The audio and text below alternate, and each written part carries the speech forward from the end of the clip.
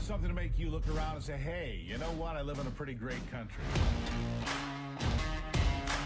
President Trump is calm, on point, on his game. And unlike the last guy, he is competent and coherent. Come on, man. We're not bending the knee anymore. We're here to take a stand for God and country.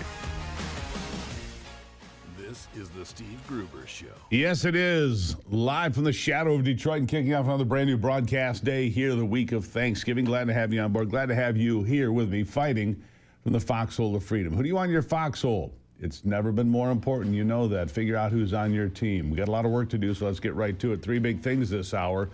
Number one, President Trump moving closer to naming the Muslim Brotherhood as a terrorist organization, and that has set the hair on fire of many on the left. Number two, federal judge tossing out indictments against former FBI Director James Comey and New York's Attorney General Letitia James. The decision being appealed by the DOJ. We'll be watching closely. And number three, I've got a message for the Democrats, all right? You aren't going to shake Donald Trump's base because you just don't get it. Trump's base isn't loyal because they're extreme. They're loyal because they spent 30 years watching their towns gutted by bad trade deals, factory closures, job loss, opioids, death, crime, and political betrayal, while nobody in Washington paid the slightest attention. The Midwest lost over 1 million manufacturing jobs just since 1990.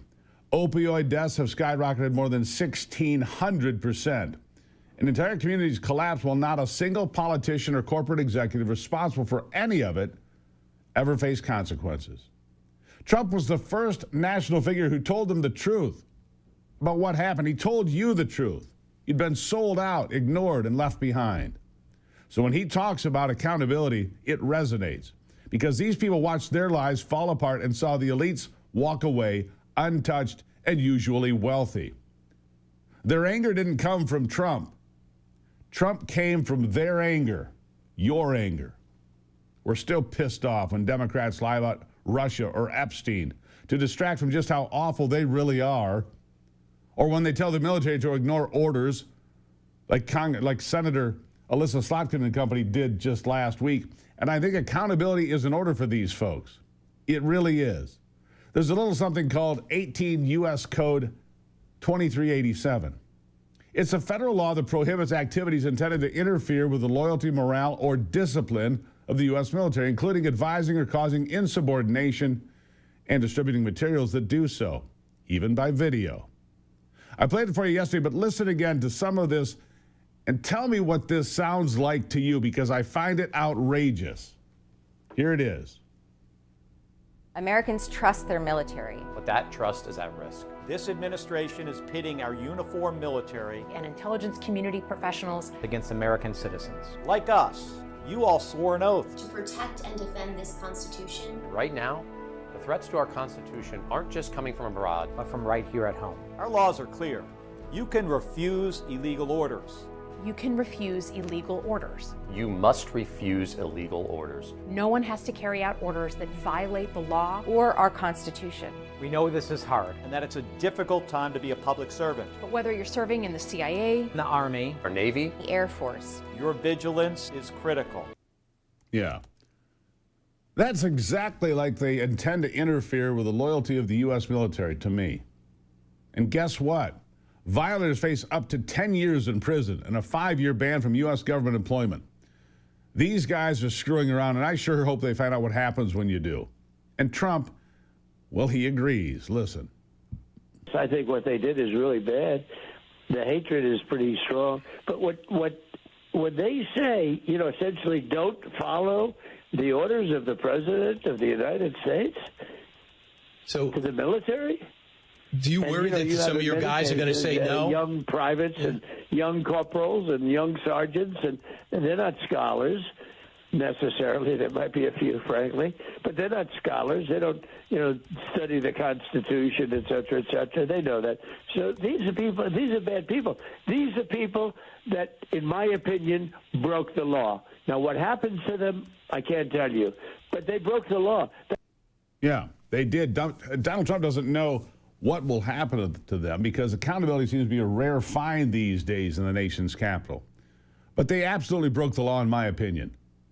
because President Trump hasn't issued unlawful orders.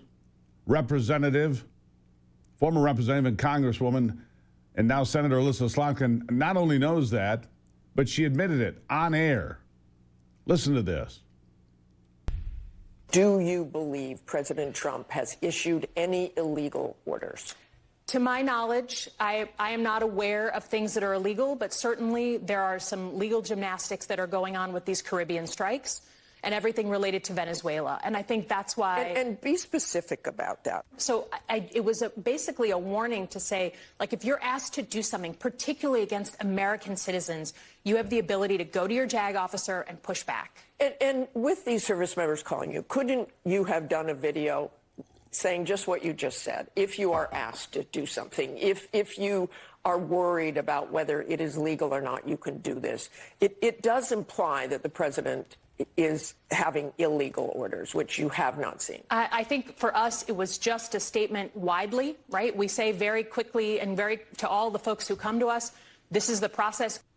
Yeah. Legal gymnastics. That's just code for I don't like it. I don't like Trump. But the point stands. She urged the military to defy. She urged insubordination against Donald Trump, even though she knows he hasn't issued any orders, not one. Can't give a single example of an illegal order, not one. So astounding, even ABC's Martha Raddatz thinks the Democrats fumbled the ball on this one. This is the kind of stuff that pisses off regular, everyday Americans. The unnecessary grandstanding, the political theater, the lying. You know what else pisses off Americans? Fraud. Fraud. I've been saying for a while now that our politicians need to focus on affordability, but there's only so much you can do on this issue. For as long as billions of dollars are drained by fraud, well, prices go up and it continues to happen. And that's exactly what's happening in Minneapolis, Minnesota.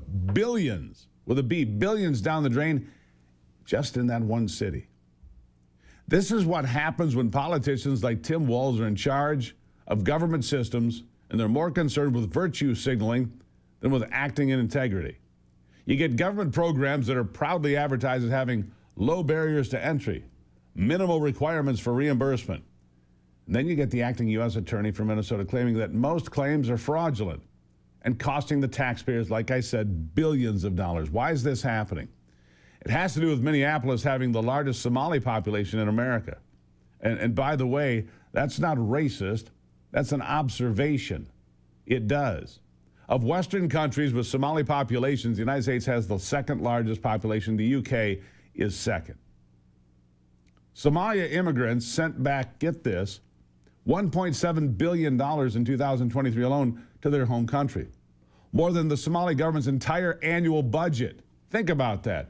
They sent more money back than that government normally spends. And where are they getting the money? Well, according to the hundreds of investigations that have either already been prosecuted or are underway, Somalians are stealing billions of dollars from our government. And I will explain exactly how that's happening when I come back. It should make you angry that this is allowed to happen. Prices go up for you while they fleece government programs. And they're not alone. It's just one shining, glaring example. I'll be right back.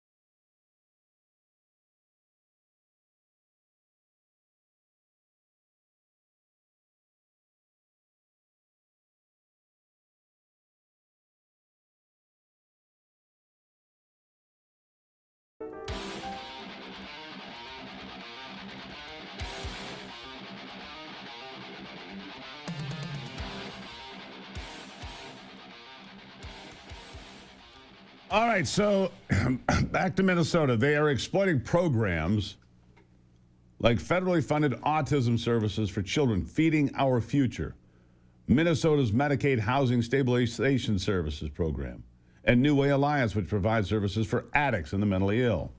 They're setting up fake community kitchens, fake autism centers, claiming to provide care for thousands when in reality, they care for nobody, and pocketed the government money they claim is helping people. Listen to this news story on fake Somalian community kitchens in Minnesota. Here it is. In December of 2021, the FBI installed a surveillance camera overlooking this building just off Lake Street in Minneapolis. At the time, it was Safari Restaurant, which overall took in $12 million in federal child meal payments through Feeding Our Future. Safari's former co-owner, Salim Saeed, is on trial alongside Amy Bach, the Feeding Our Future executive director. Safari claimed to feed 4,000 to 6,000 kids a day. Its invoices and meal counts shown to the jury alongside the video. An FBI agent testifying that an average of 40 people came and went during the 6 weeks it was surveilled. The FBI set up a total of 12 cameras at sites claiming to serve extraordinary numbers of meals. Another was at a deli in St. Paul, also registered by defendant Salim Saeed, which claimed 1,800 meals per day. The video shown to the jury showed an average of 23 people a day coming and going. 1,800 people, actually 23, serving thousands of meals, being reimbursed for something they were never doing.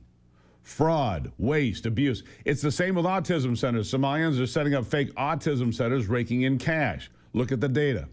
Medicaid payouts to autism centers totaled $3 million in 2018, and then Joe Biden came into office and facilitated this mess and this mass migration. Guess how much Medicaid paid out in 23? $399 million, from $3 million in 2018 to $399 million in 2023, from 18 to 23, 5 years. And guess what? 1 in 16 Somali 4-year-olds in the state has been reportedly diagnosed with autism. How fortunate, except that it's a rate triple the state average. Do you see what's happening here? We shake our head at Tim Walz and the rest of Minnesota's government officials for failing to catch on to this before dishing out billions in government grants. But it's by design. It's all by design. David Gaither, a former Minnesota state senator and nonprofit leader, says, quote, if you're a politician, it's a significant disadvantage for you to alienate the Somali community. If you don't win the Somali community, you can't win Minneapolis. And if you can't win Minneapolis, you can't win the state. End of story. And we know that fraudsters cozy up to make donations to the Democrats like Ilhan Omar and Omar Fatah, both Somali-born politicians. And then Minneapolis Mayor Democrat Jacob Fry, who won against Fatah. I mean, hell, Fry spoke in Somalian during his victory speech. Remember this? Assalamu alaikum. Hamid wa Aksan. Maaga yega wa Yarub Farid. Boka Magala Minneapolis. Here's the thing. Many of these immigrants are not here illegally, they're here legally. We know it for a fact. U.S. Citizenship and Immigration Services Director Joseph Edlow revealed widespread immigration fraud, however, among many Somali immigrants in Minneapolis. Here's his concern. Listen. Officers from our Fraud Detection and National Security Directorate, working in teams, have conducted over 1,000 site visits across the Minneapolis-St. Paul area as part of this operation. What they found should shock all of America.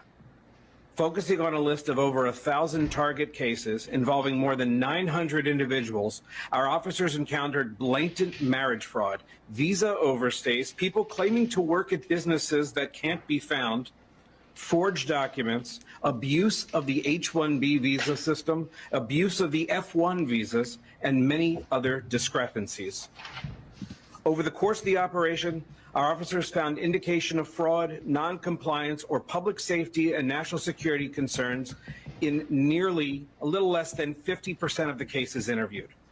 We found troubling patterns with the Uniting for Ukraine program that should have raised serious concerns under other administrations, such as an individual filing to sponsor more than 100 aliens and organizations sponsoring hundreds. we are continuing to investigate these cases. I would hope so. Marriage fraud, fake jobs, fake businesses, fake immigrants. Half of their cases revealed immigration fraud. Half. And they only investigated 1,000 cases. There are 80,000 Somalians in Minneapolis and the surrounding areas, and it's significant. Many of these got here by fraudulent means, and now they're using fraud to drain the state of billions of dollars and send it back home. But it gets worse, believe it or not. The Manhattan Institute has found that Minnesota's Somali community has sent untold hundreds of millions of dollars through the network of Hawalas, an informal clan-based money trader that wound up in the coffers of al-Shabaab, an Islamist terrorist group in Somalia. And 8,000 miles away, this group is allegedly benefiting from lax and corrupt government programs that are handing out money for fake claims. In the words of one of the Manhattan Institute sources, the largest funder of al-Shabaab is the Minnesota taxpayer. We can't count on Minnesota's Attorney General to look into any of this because he's too busy playing the race card on behalf of a population that he needs in order to keep his office. It's not a racist thing to crack down on fraud. It is not a racist pattern to notice a pattern of fraud. It is morally wrong to turn a blind eye to billions of dollars being funneled out of your state, some of it to terrorist groups, while your own countrymen are facing an affordability crisis. Bottom line, real Americans are tired of betrayal, fraud, and elites who protect criminals while crushing the working class. That's where we are. Well, the Wellness Company has one big annual sale, and it's happening right now just in time for your New Year's resolution. Whether you need a kickstart for weight loss or want to stock up on innovative nutraceutical blends that help you stay in optimal health, the Wellness Company has everything to keep you out of urgent care and feeling limitless in 2026. The Black Friday. Deals run from Thanksgiving Day and through Sunday, the 30th of November. 25% off supplements like Recharge, RX Scripts, ivermectin, even peptide products like Smile. Save 20% off all the emergency kits. TWC.health/Gruber. That's the place to go right now. You can save up right now. TWC.health/Gruber. Amazing Black Friday deals. Oh, and by the way, one special that I'll get to after the break. Nurse, set up an IV.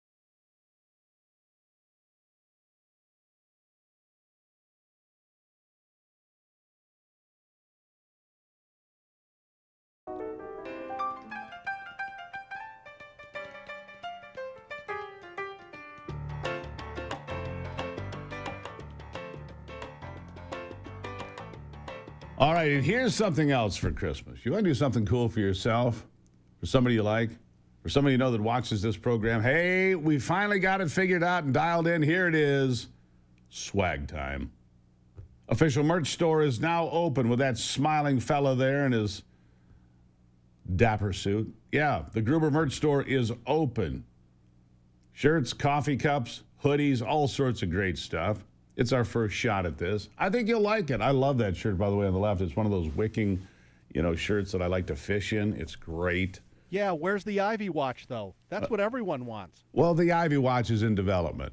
Well, it's in development, Brock. Yeah, Thank you for that. that's disappointing. Well, I know, but look, you can have a red, white, and brew coffee cup. It's Okay. Beautiful. All right. You got hoodies, you got T-shirts, you got these great athletics wicking T-shirts, all of it. All you have to do is that QR code right there on your screen. Scan the QR code. In the future, it'll be on the website. But for today, if you want something cool for a Christmas gift, what's better than something that says Steve Gruber on it? You need more Gruber all the time, right, Brock? Right. Exactly. Anyhow, so you guys have been asking for it. Took us a little bit of development. The reason being is we rejected a lot of products from some different companies. We came up with what we think is fine material, fine quality, great stuff. So you can put your $17.75 coffee into the Red, White, and Brew Club cup, that is, and the shirts are there. Just QR code. Take your phone out, scan that, bam, and you're on your way. Your prayers have been answered before Black Friday. There it is. I don't have a Black Friday special, just a special offer of merchandise for the Steve Gruber Show, and I appreciate you checking it out. I'm also going to put my book up there. It's a thing I put together a couple years ago. We found another box of them. I think it's the last box, limited supplies. We'll tell you about that in the days to come as well. But there it is. I'm so excited to share it with you. We told you it was coming. Here it is. For those of you on streaming today, celebrate. Please, celebrate. When we come back, we're going to celebrate the economy with Nick Hopwood, I think. Things are looking better. Some of those cryptocurrencies are coming back. Gold is holding strong. The stock market had a few rough days, and then it's rallied back some. Where are we in all of it before we head to Black Friday, and what's it going to mean, the sales and the specials and the savings and the purchasing? We'll talk about with Nick Hopwood after the break.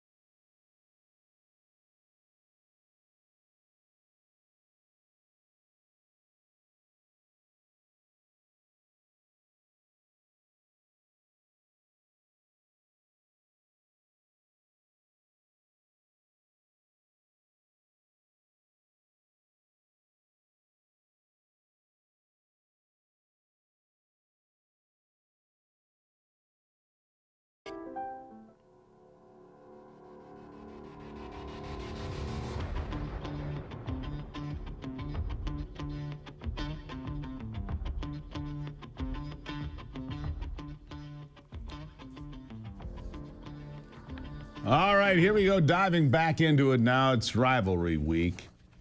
I know that because Nick Hopwood is dressed and ready to go. He's showing team spirit today. We're going to talk about politics, but, it's rivalry week, and that's important. Nick, welcome to the program. Look at that. Charles Woodson. best punt return in the history of the game. I mean, just the best punt return in the history of the game. Yeah, there you go, Michigan and Ohio State. How you doing, Nick? Yeah, maybe I should have my '97 Aiden Hutchinson jersey on instead. Who will be starring on Thursday on Thanksgiving at 12:30?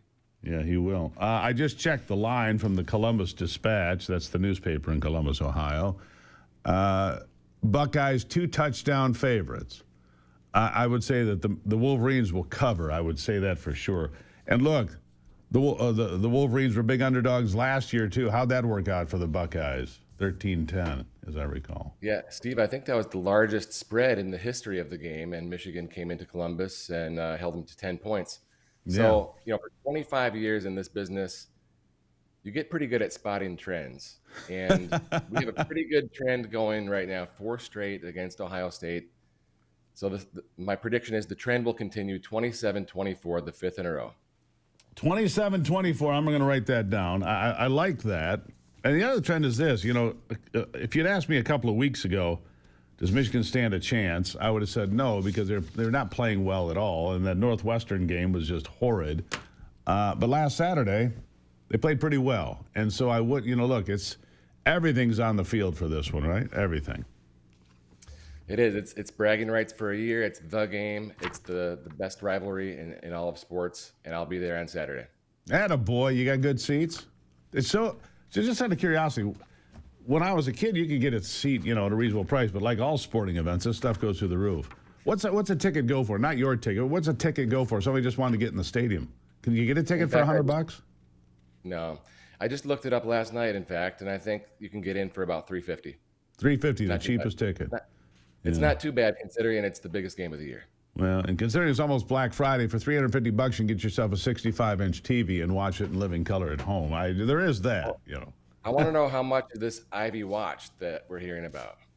Well, we're working on it. See, it's the Ivy watch, because we got all these folks on the streaming that say, "Where's Ivy? Where's Ivy?" So they've nicknamed it Ivy Watch, and so Brock said, "You should just make an Ivy watch." I get it. Yeah. All right. So some areas of the market, and I saw you post this online. Bloodletting in the market. You said those are bad investments. The losers are getting weeded out, basically, and the strong companies are sticking in. But the NVIDIA thing has me and everybody here in the office confused. NVIDIA posts these great earnings and promptly goes down $20 a share or whatever. Why? Well, that was a strong reversal. So they have blowout earnings above expectations. The market opens, it gaps up higher 1%, and then closes the day minus 1%. It's classic sign of buyer exhaustion, signal reversal.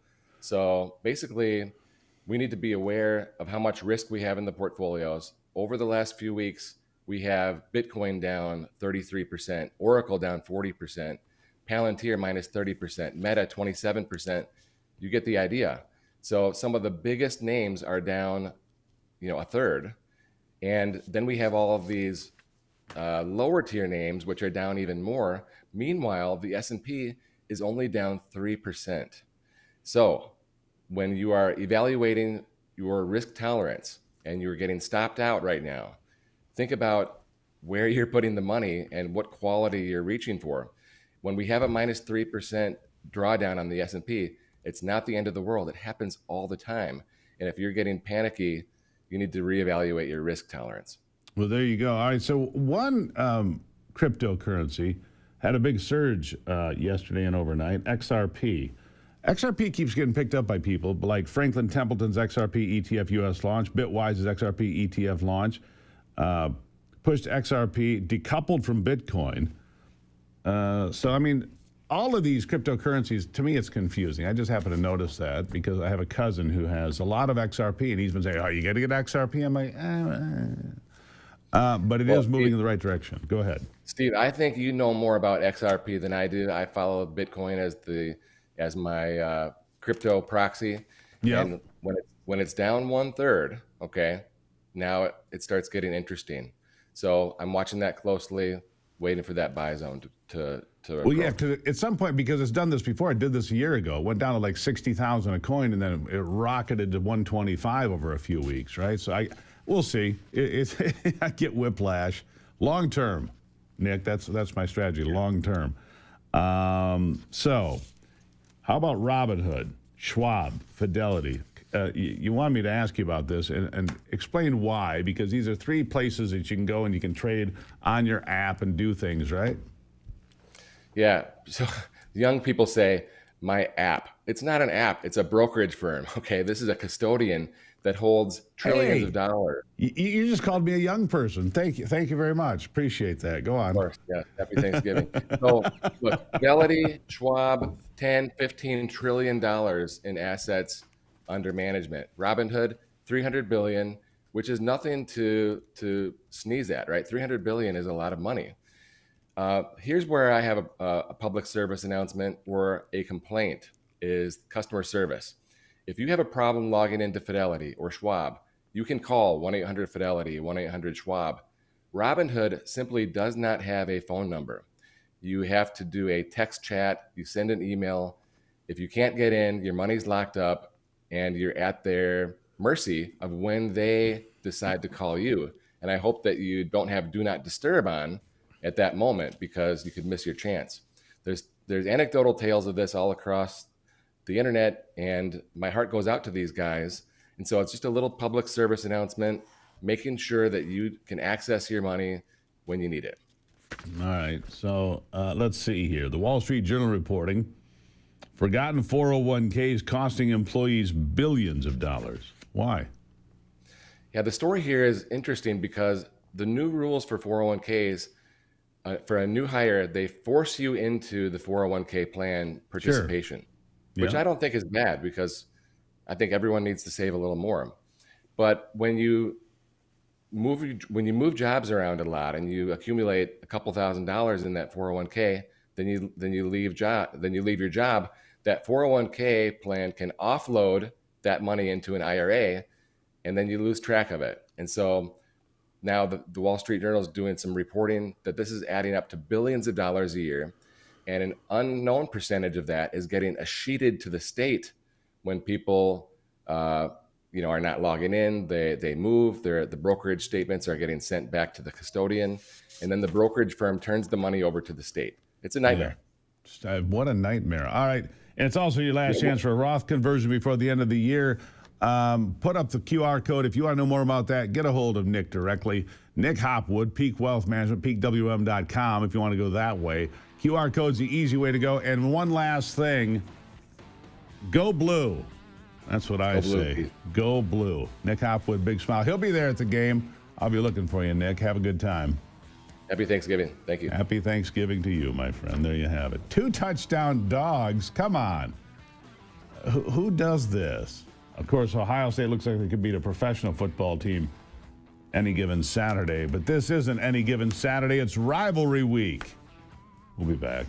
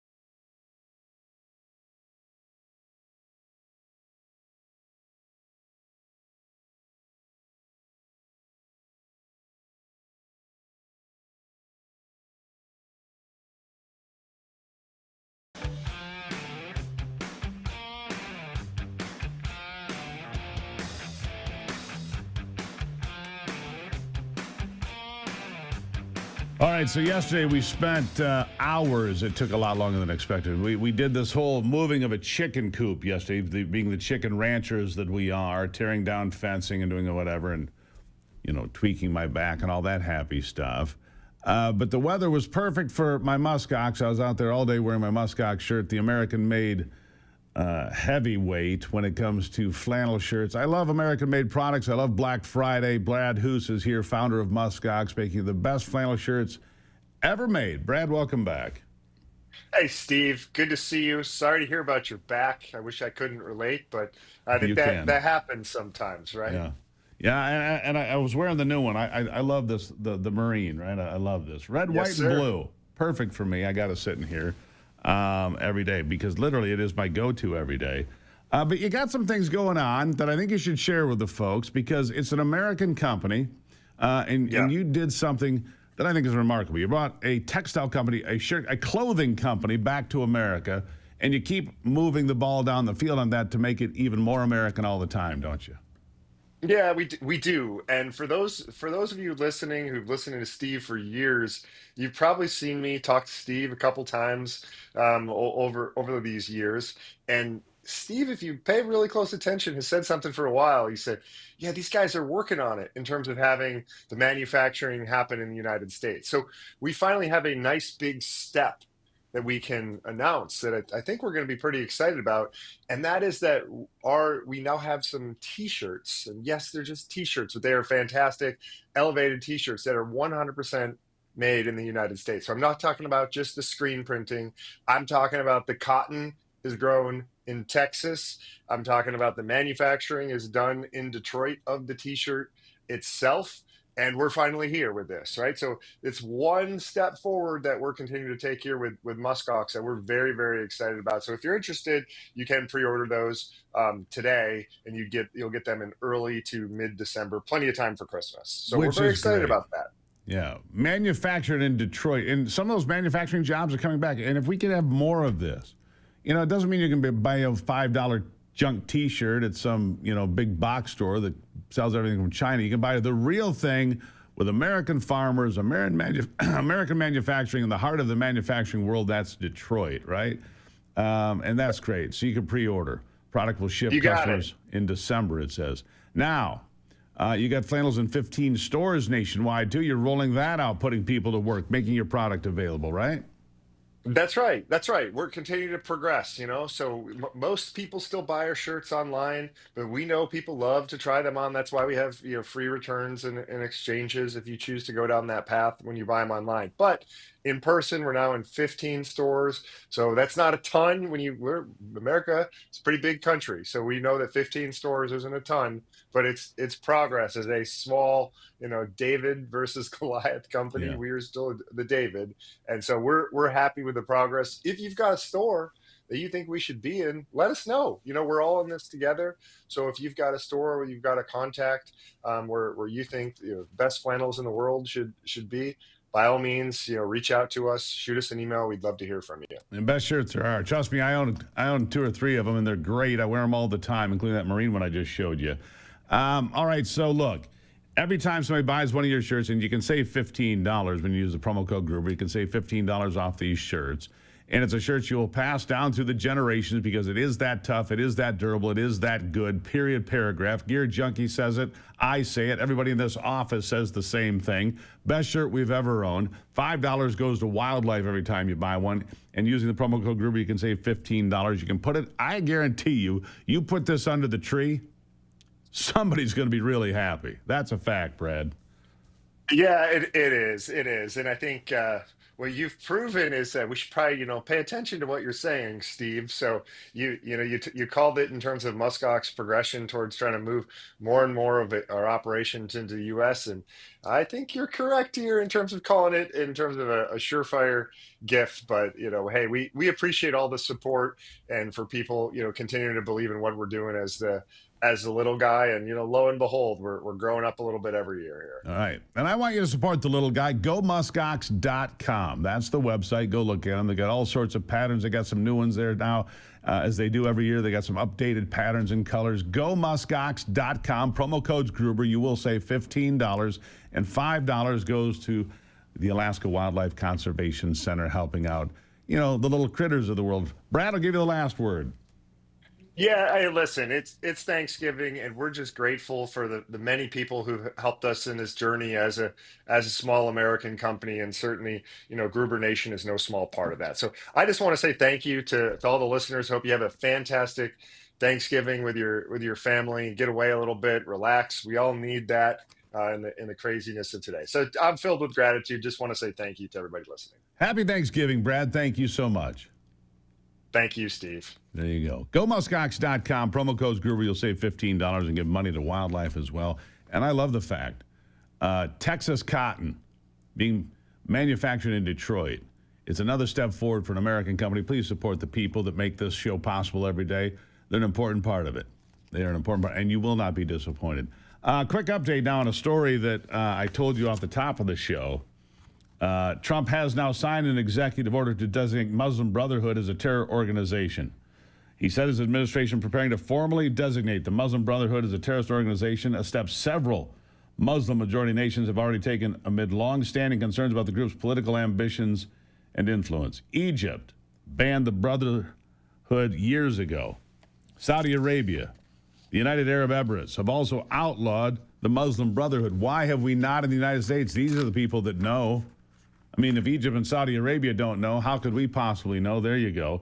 And on Monday, Trump signed an executive order directing Secretary of State Marco Rubio, Treasury Secretary Scott Bessent, to begin the process of designating certain chapters of the organization as foreign terrorist organizations and specially designated global terrorists.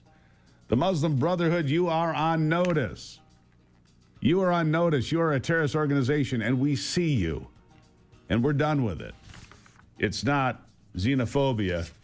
It's national security. I'll take a break and be right back. It is the Steve Gruber Show.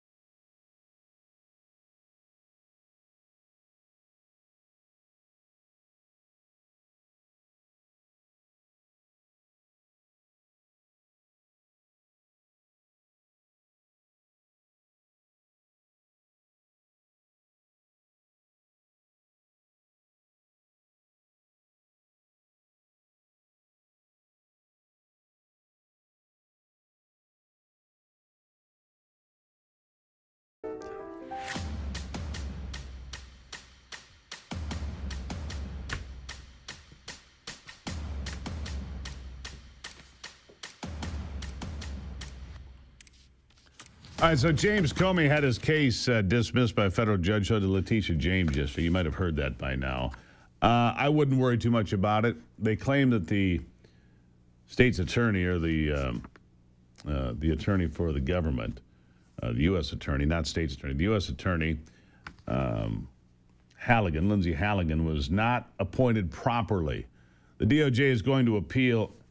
And by the way, it should not impact the statute of limitations on James Comey. They're going after him. What he did was wrong. What he did was criminal. It's not a huge indictment, but people need to be held accountable in this country. They do.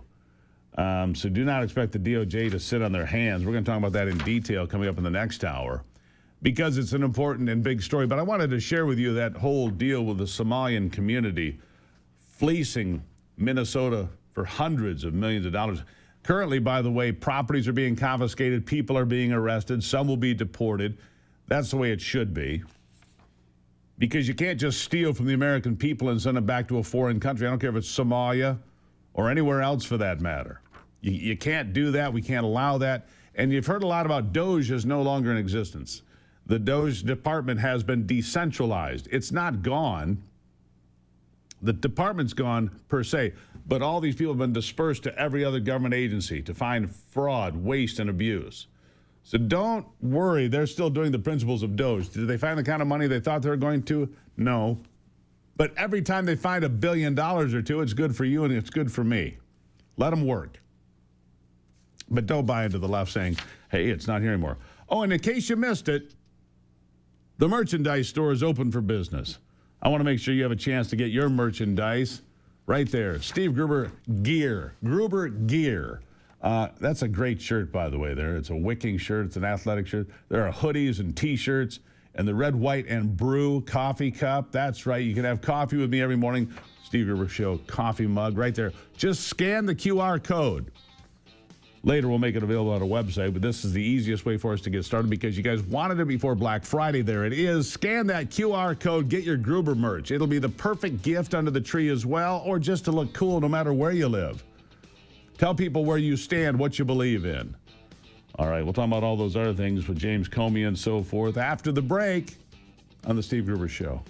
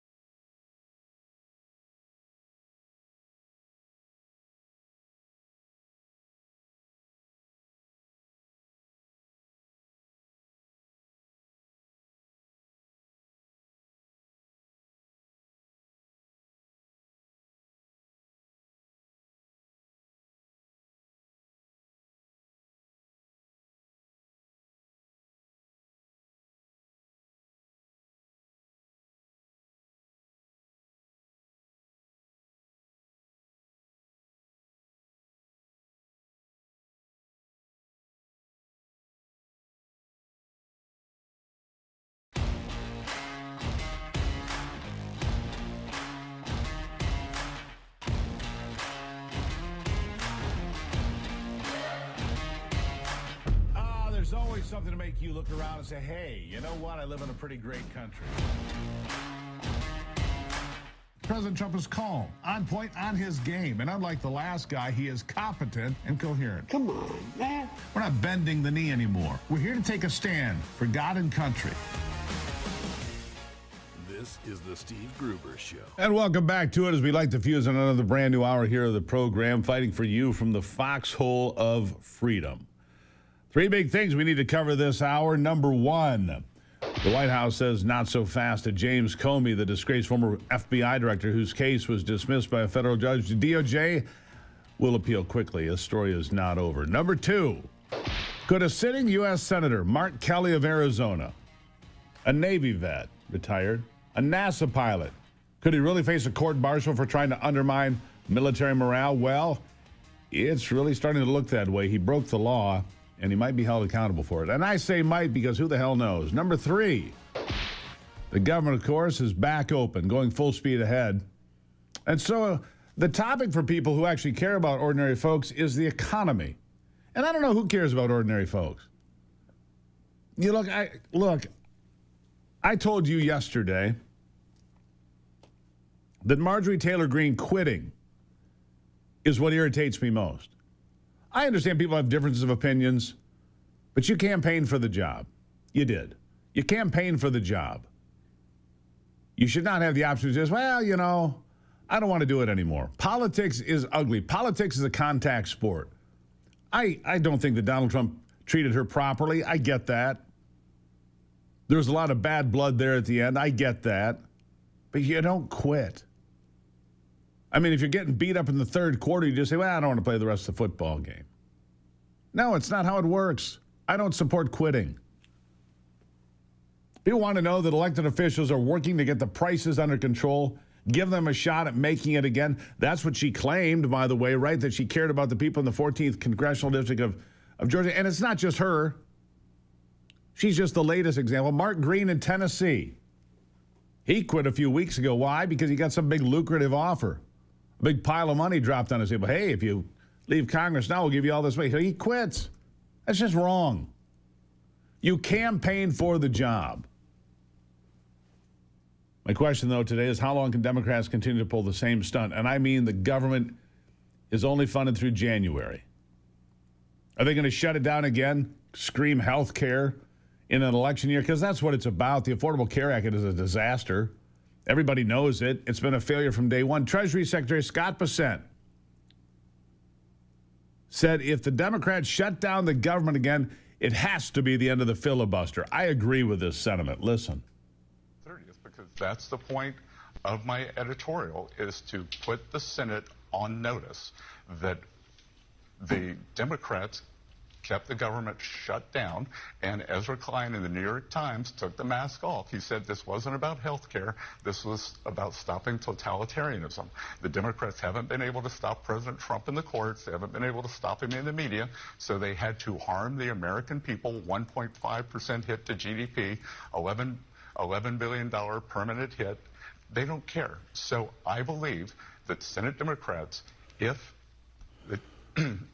Senate Democrats close the government again, that Senate Republicans should immediately abrogate the filibuster. You should ask Senator Klobuchar whether she will adhere to the filibuster and whether she will close the government again. Just yes or no, though. Do you acknowledge at this point you don't have the votes right now to do that? We will see. Can have them on January 3rd when we see this bad Democratic behavior. All right. Yeah, you'll see what the Democrats, if the Democrats shut down the government again, then what? If the Democrats shut down the government again with the express purpose of impacting the outcome of the midterm election, which is all they'd be doing, and their stated purpose for taking control of the House is to impeach Donald Trump. If you want chaos and impeachment and nonsense and nothing happening in Washington for the next 2 years, that's what you'll get. Meanwhile, senators like Chris Murphy, who is generally vile, he's lying about the ACA like all Democrats. They voted for it. Not a single Republican voted for the Affordable Care Act. It was never affordable. It was never about care. It was all an act. Not a single Republican voted for it. Democrats put in these subsidy extensions during COVID with a sunset on them, which is what's happening at the end of the year. Democrats did that. Politically speaking, they did it for a reason. And now they're blaming Republicans for attacking Americans' health care. Chris Murphy is not a serious person. Here he is. Listen, I didn't support the way that the short-term budget was agreed to, because I thought that we actually could get Donald Trump and Republicans to agree to both open the government and remove these premium increases. So it's not surprising to me that Republicans aren't committed to doing anything about this. But ultimately, as people start paying those higher premiums, and for a lot of people in my state, it's going to be a $25,000 increase in premiums in January, the pressure is just going to ramp up and ramp up and ramp up. So yes, today, maybe Republicans are saying they're not going to do anything about this, but when that pain hits millions of families' pocketbooks in January, maybe we'll have a shot then. We're not going to stop fighting on behalf of families. I mean, we're just not. Yeah. You're not going to be ending the fight to lie to the American people either, Senator. How disgraceful. Not a Republican vote. Not a Republican vote to sunset the subsidies. Obamacare doesn't exist without subsidies. And their plan is to blame the Republicans. All right, President Trump pushing hard for health care to be returned to the citizens. This could actually work and make health care affordable. Here it is again. Went the exact opposite with the biggest increase of health care in any country. It's a disaster. And I'm calling today for insurance companies not to be paid, but for the money, this massive amount of money, to be paid directly to the people of our country so that they can buy their own health care, which will be far better and far less expensive than the disaster known as Obamacare. And I've had, I think, great support. I've even had Democrat support. So we want the money that would be going to the insurance company, which is hundreds of billions of dollars. You know, their stock prices have gone up by 1,000% in many cases, 1,000% over a short period of time, because our country stupidly pays them so much money with this Obamacare scandal. So I want the money to go directly to you, the people. And you go out and you'll buy your own health insurance, and you'll negotiate different plans, and you'll get much better insurance, and you will be an entrepreneur for yourself. So I'm always willing to work with anyone, including the other party. We'll work on something having to do with health care. We can do a lot better. We can do great. So much money is involved, and we're willing to pay so much money to the people. So we're going to pay a lot of money to the people. They're going to go out and buy their own health care, and we're going to forget this Obamacare madness. So with all of that, I just want to tell you the country has never been in better shape. Yeah, there you go. We're going to get rid of this madness. By the way, from the Michigan Supreme Court, new rule, illegal aliens cannot be arrested at courthouses now. Is there any other crime that you're insulated from being arrested if I'm at the courthouse, you can't arrest me here? Is that true for all crimes or just for illegal aliens? Special thank you to the Michigan Supreme Court today for making that the law in that state, my state. All right, I'll take a break and be back. It's the Steve Gruber Show.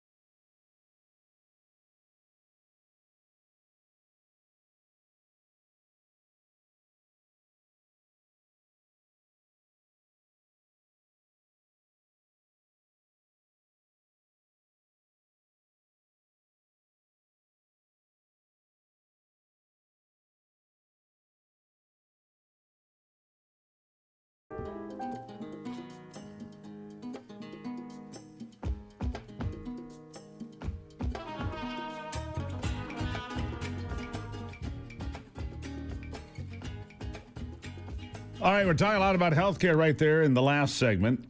Plays exactly into what we're going to continue talking about, your healthcare and the cost of healthcare and what a failure of Obamacare. It's been an abysmal failure, but it was designed to be. Let's be honest, it was designed to fail. Everybody knows that.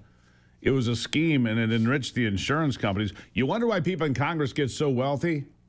Well, if they knew ahead of time it was going to pass, maybe I should buy stock in these big health insurance companies. Maybe I'll make a lot of money. Profits have gone up 10 times. Terry Wilcox, co-founder of Patients Rising and an advisor to a new health policy group, Fund the Patient. Terry, welcome to the program. Thank you very much for having me, Steve. I hope you heard it right at the end of the last segment. I played Donald Trump saying, look, we need to send, and he's pushing this hard now, we need to send the money to the American citizen, health savings accounts. And if you're young and healthy, that health savings account can become a nest egg, because if it rolls over and rolls over and rolls over and you're not using it, it could be a boom for young people, couldn't it? Absolutely. I mean, it's a great opportunity and a great idea for young people. I know, they're still struggling with a lot of other parts of the COVID era subsidies, but that is something that definitely needs to happen because the healthcare prices have gone up, the premiums have gone up, and the deductibles. I mean, the deductibles, it's not even health insurance anymore. I went back and looked here a couple of weeks ago at the people, the politicians, getting the most money from the healthcare industry. Kamala Harris, number one, almost $10 million for her election run in 2024. And 9 of the top 10 are Democrats. Ted Cruz made the list. Whatever. But the fact of the matter is these healthcare companies pump in literally tens of millions of dollars into campaigns, into coffers for the candidates, and then they get somebody who's beholden to them. And who gets enriched? The candidates and the healthcare industry. Who gets screwed? The American consumer of healthcare. Every time since Obamacare went into effect, right? Absolutely. And look, as someone, like you said, I'm the co-founder of Patients Rising, and as someone who spends every day fighting for the most vulnerable patients, I always say the folks that are with, that Patients Rising represents are the people who need their healthcare to work. They use it every month. And if I thought that these ACA subsidies had solved the crisis of access and affordability, then I'd be the first in line saying, hey, we got to figure this out. Let's continue this as is. Because I represent those people who desperately need care, but it isn't. Patients are still being denied. They still can't afford it, even with all of this. And there's a lot of fraud, and it's wrought with so many things, and it can't just get a rubber stamp and be continued. It just can't. It's all right, so look, Obamacare is a disaster, and the affordability is the key to the midterm elections. And if the Republicans, now John Thune, the majority leader in the Senate, said that they will have a plan on the table for people to see in December, next month. I hope that's true, because Americans can actually see an alternative where their premiums aren't going through the... Look, I own a small company. We pay for our own health care. We've seen it go up double digits every year of the Biden administration. Now it's going up more. And the Democrats have the nerve, the gall to blame Republicans for a bill they never voted for, never supported. The Democrats put in the sunset provision of government subsidies, and yet they blame Republicans. They create a huge problem and then pit Republicans against American citizens by blaming them. It's just a political game, and I'm tired of it. Let's look out for people in this country. It is the one thing that Marjorie Taylor Greene said that I agree with. We need to look out for the American people, for the ordinary folks, don't we? Absolutely. I mean, that's one thing this doesn't do. And to be honest, the Democrats did this. They made it sunset because they couldn't make it work any other way. I mean, it's unsustainable. So they had to do that. And it's very clear. I mean, they had many opportunities over the past couple of years to extend this, to make it permanent, but they didn't because they couldn't. Or it's just a political game, which is what we basically know it is, to kind of put the Republicans in this position, right? So, I mean, the president, though, is coming out. We're not sure what this plan is going to look like, but he's coming out with a very bold statement to flip the script, and fund the patient. I mean, it's shifting how we want to look at this. It's shifting, directing resources to patients through portable accounts, cash-based insurance vouchers, protected funds for the most vulnerable. I mean, all the ideas are out there, and all of those things have to be addressed. But it's definitely time, and I hope that what we hear next week is something different and not just, oh, we're going to kick the can another couple years. I hope that we hear an actual plan that's going to help the American people. We're $38 trillion in debt. We cannot continue to pump taxpayer dollars into the insurance coffers to pad their bottom line. Here in Michigan, the Blue Cross Blue Shield president last year took a pay cut. And I don't know how he did, because now he only has to get by on $15.5 million a year. I'm sure it's a tough struggle for him. And I don't mind that CEOs get big money. But when they're doing it and they're sending me the bill, that's a problem. And I think that's a problem for a lot of people. I'll give you the last word. Oh, absolutely. I mean, this is the status quo right now. I've got to tell you, the Democrats, the status quo, they're panicking because the thought of funding patients directly, giving the people power, making the people the CEO of their health care. Because I've got to tell you, I say this to everyone, you have to become the CEO of your healthcare. You have to take the bull by the horns and understand it. You can't just be passive anymore, because otherwise you'll just drown. You'll drown in it. So game on for patient empowerment, game over for status quo that's been failing the American people for decades. Well done. You come back anytime. Patients Rising, the name of her operation. Terry Wilcox, co-founder. Good for you, Terry. Roll up your sleeves. Fight for the people. Thank you. Thank you, Steve. Really appreciate it. She can come back anytime. Obamacare was a failure. I told you it was going to fail from day one. It's done exactly what I said it would do. Enrich insurance companies, cost you more money, and provide no better care. It's a disaster, an absolute disaster, financially and functionally. I'll take a break and be back.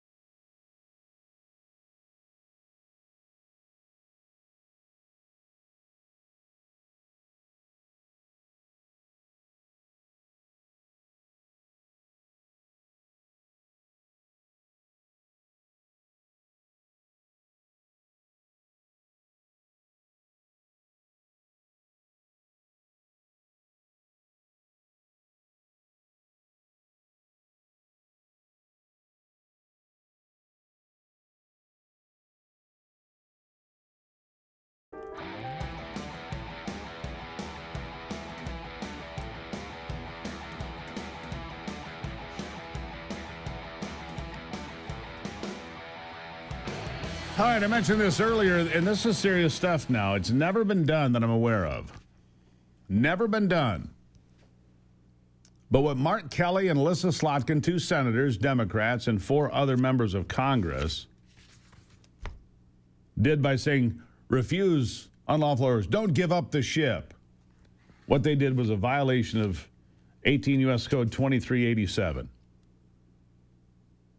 Fomenting insubordination.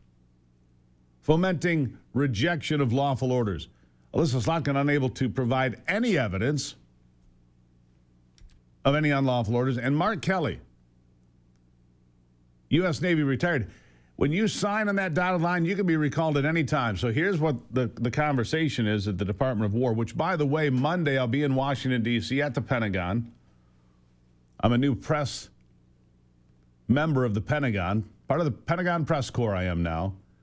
It'll be official on Monday when I get my credentials. So I'm at the White House, I'm at the Pentagon, Capitol Hill credentials as well. I can go anywhere in Washington. Pretty cool. And we'll be broadcasting next week, all week from Washington. But what they're talking about at the Department of War, we'll talk about this at the Pentagon next week, is recalling Mark Kelly, which they can do at any time. If you're ever a member of the military, you're always a member of the military. You can be recalled at any time. Bring him back in. Make him face the music for trying to create insubordination, to undercut lawful orders, to undermine the morale. All of those words are in the code. You can't do that. And what they did was clear, and they knew what they were doing. What they're doing was wrong, and it's a crime, punishable by 10 years in prison and a massive fine. We'll see where this goes. The Democrats will say, oh, it's weaponizing government. Nobody made them do that, by the way. And by the way, I have a bite from Senator Gallego. I can't get it in now. Who said the whole subversion of the U.S. military, it was all scripted. He got the script but didn't have time to read it. It was all scripted and sent to them. By whom is the question? Who sent the script to undermine the cohesiveness of the American military? We'll dig into that for you. We're going to get an answer. I'll take a break and be right back.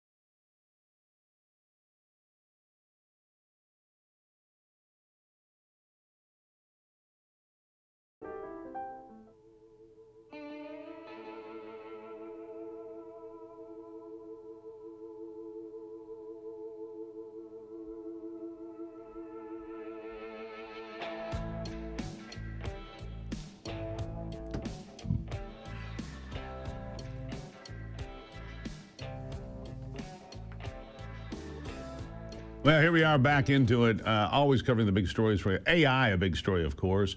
rare earth elements, incredibly important to that. We're making huge progress. Graphite Creek, one of the places in the Arctic and Alaska, we found tremendous amounts of graphite, which is incredibly important, plus rare earth elements.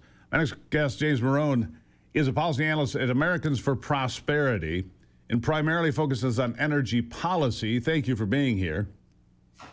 Hey, good morning, Steve. How are you doing today? I'm doing good, James. Look, so you've got Graphite Creek in Alaska, and then the other location where they're punching through that 211-mile road just north of there a ways. But this location near Nome is critical. And this is the United States saying, wait a second, we've allowed ourselves for 25 years or more to allow China to take the lead and dominate the markets. That has to stop.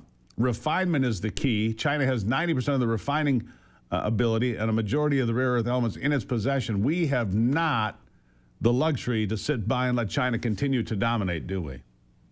No, we really don't. You cannot give a competitive rival like China that leg up, especially when these materials are so critical for things like F-35 fighter jets, Tomahawk missiles, and just your basic everyday smartphone, smart technologies, even for your green tech technologies like that. It just lets them control the supply chain and create that choke point. And we really can't let that happen strategically. And on top of that, the only way we can fix that is through a smart permitting reform. Well, and that's true across the board, James. It's not just in rare earths. Look, America is the cleanest, greenest, industrialized nation on earth. We have regulations for a reason. Protect the water, protect the land, protect the air. China and India don't concern themselves so much with such things. They just go straight forward and get what they need. But the permitting process is also preventing enough houses to be built in America. It's also creating problems with putting in anything in this country. You want to build anything? I mean, normally a mine, this is what's so remarkable about Graphite Creek. They're on a fast track to get their permit in 13 months. And I thought, man, that's a long time. Until I read that the average time is 10 to 15 years to get a permit for a mine in this country. How is that even possible? Oh, man, I could get into it. So it's basically a combination of federal permitting process, which is going through several federal agencies, depending on the type of project it is, whether it's housing or energy. For my focus, it's typically energy projects, but with mining, you have to go through federal agencies, you have to go through then the state agencies, then it opens up, then the agencies just take time. There's no predictive schedule they have to follow. They can get to it whenever they feel for it, essentially. And so what a lot of the legislation, a lot of reforms out there are trying to, such as the SPEED Act, it's trying to create a more predictive process for these industries to understand so they know what they're spending on the front end, how long it's going to take, and it's easier to actually build things again.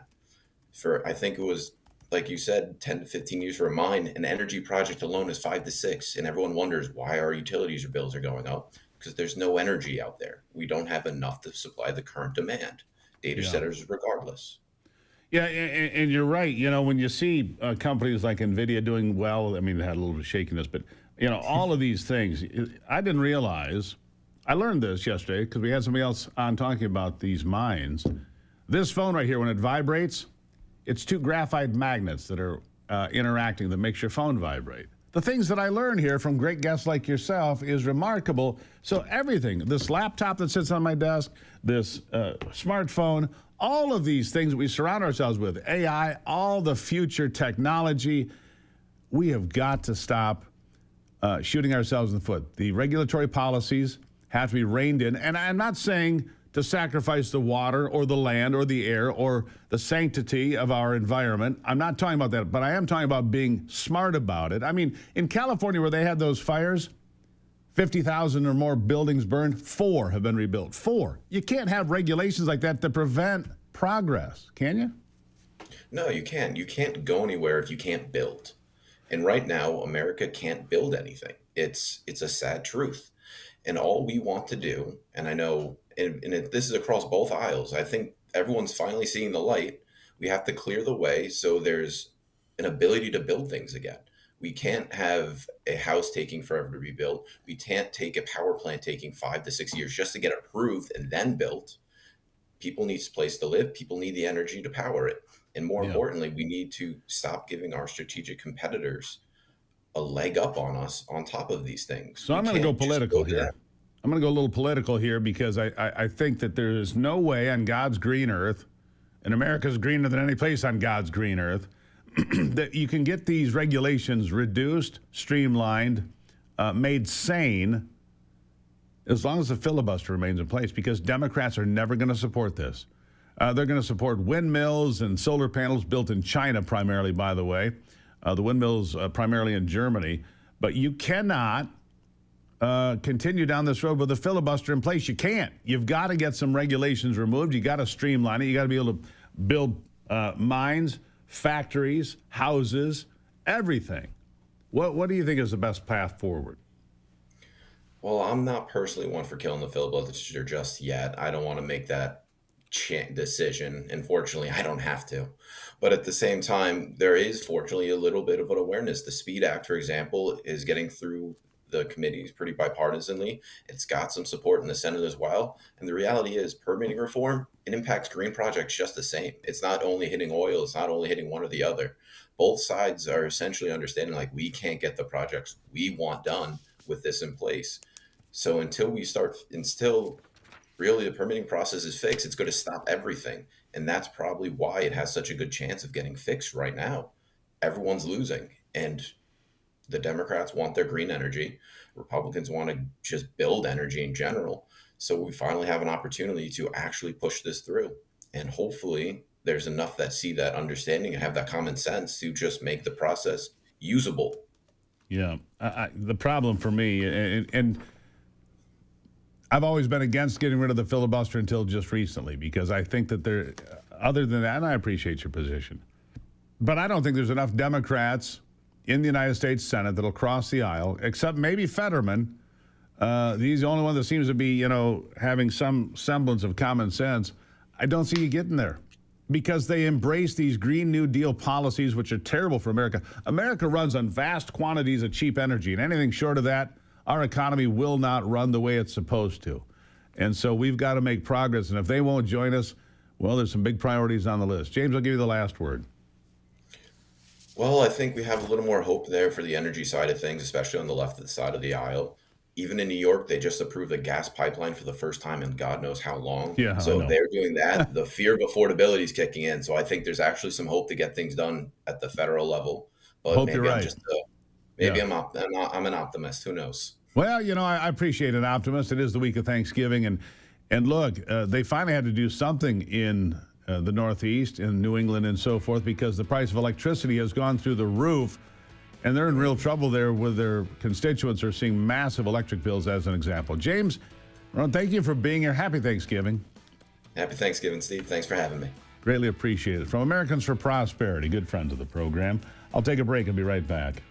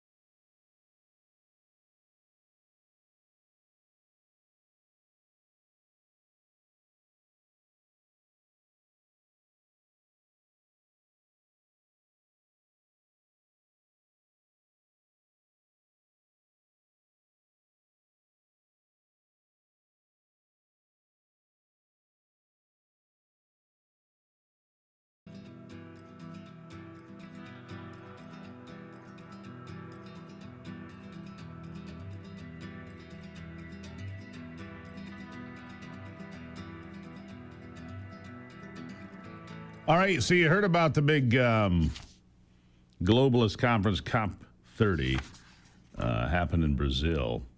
And before they did that, they brought in some Caterpillar D9s and bulldozed the forest, the rainforest. Bulldozed it all out because they're in a remote area. You can only get those jets in if there's a long enough runway, those private jets that come in so they can pontificate about how you and I should be using donkey carts to get around. And they fly first class eating caviar. A little bitter? No, I wish I'd had some caviar. I kind of like the stuff. Alex Newman, senior editor at the New American Magazine, joins me. Alex, thank you for being here. It's great to be here. Thanks for having me, Steve. What a fraud. I mean, honestly, when I see them bulldozing the rainforest, I say, what a fraud. Donald Trump didn't send anybody. I'm glad he didn't.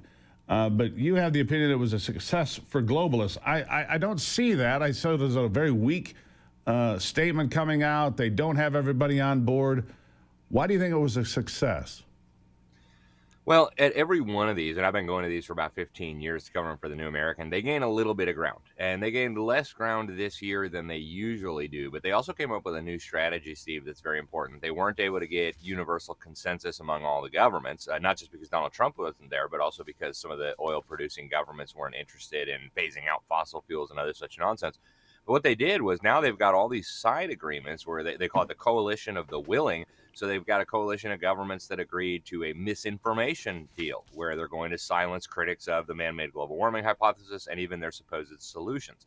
They had another agreement. They brought over 85 governments into this where they're going to create a concrete roadmap for the phasing out of fossil fuels. And of course, we know, Steve, that this is only meant to apply to the suckers in the West. Communist China is not going to stop building coal-fired power plants.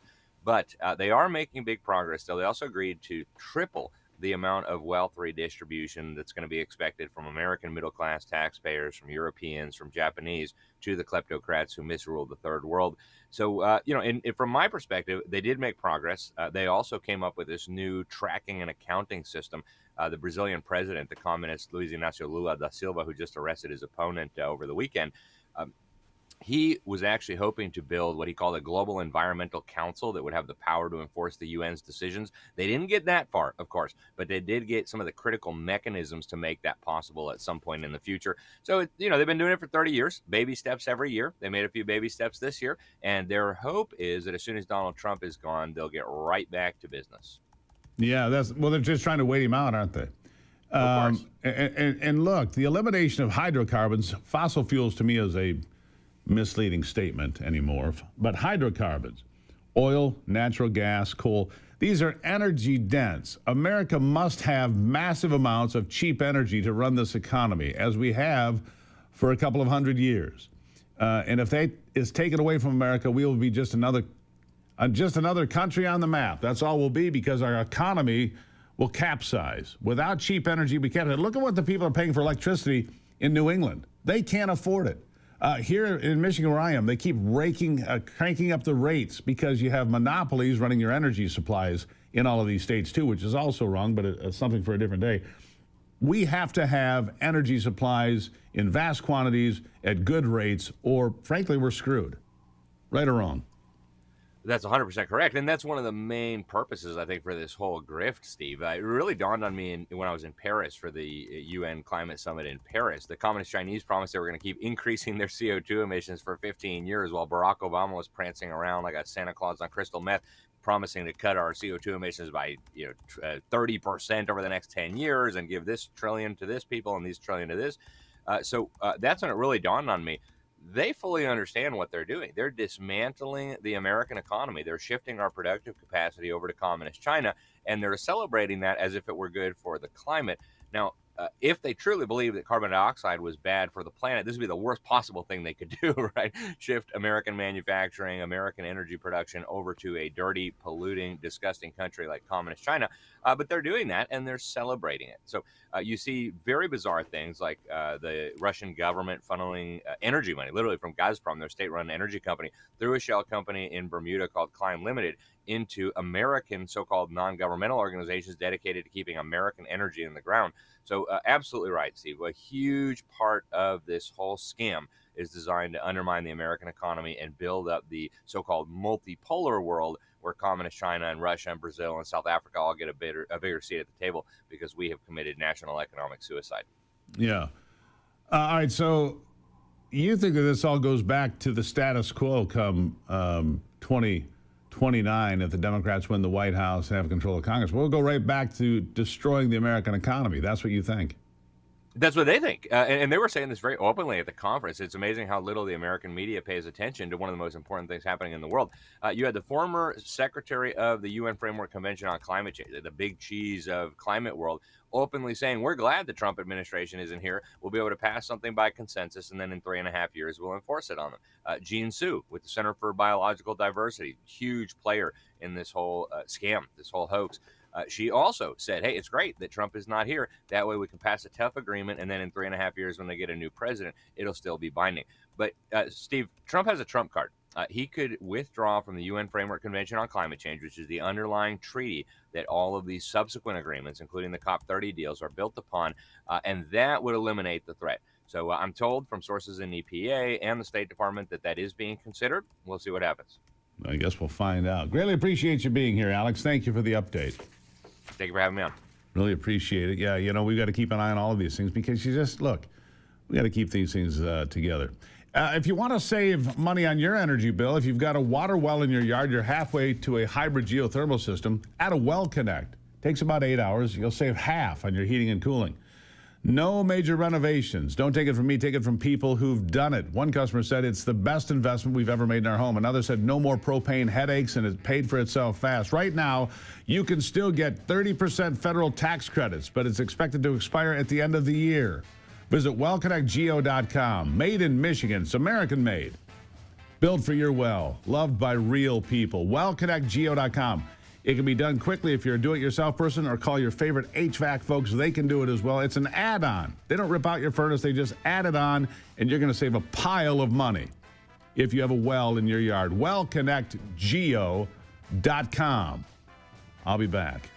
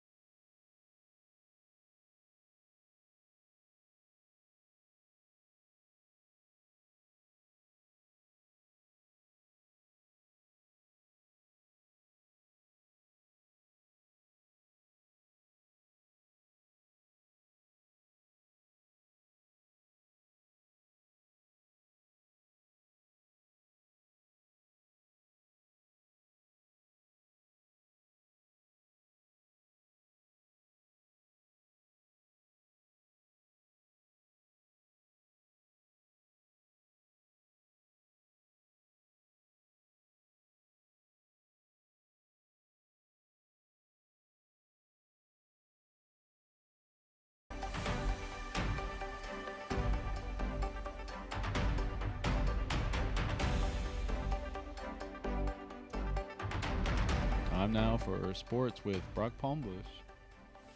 With a look at sports, I'm Brock Palmbush. The San Francisco 49ers moved to 8-4 on the season with a 20-9 victory over the Carolina Panthers last night in NFL Monday Night Football in Santa Clara.